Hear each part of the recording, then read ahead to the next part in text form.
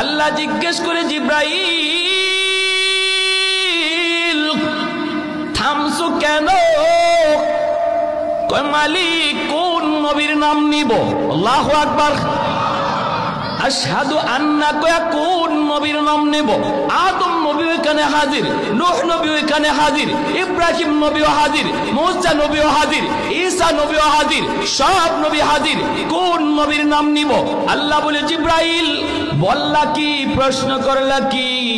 আমি আল্লাহ সব নবীরে হাজির করলাম আমার বন্ধুর পিছনে নামাজ পড়ানোর জন্য, আর তুমি কিনা বলো কোন নবীর নাম নিবা?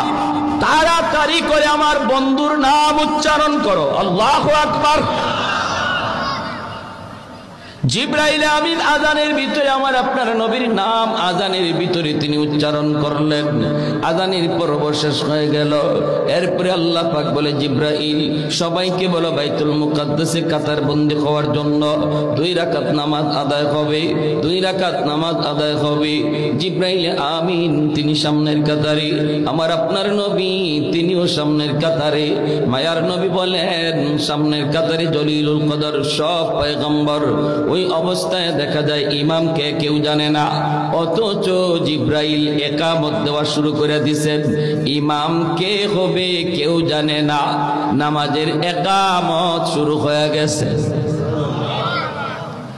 আল্লাহর নবী বলেন আমি মনে মনে ভাবলাম হয়তো আজকে জিব্রাইল নিজেই ইমামতি করবেন, হয়তো এত বড় জামাতের ইমামতি জিব্রাইল নিজেই করবেন। একামত শেষ হওয়ার পর আমি জিব্রাইলকে বললাম ভাই জিব্রাইল ইমাম কে হবে?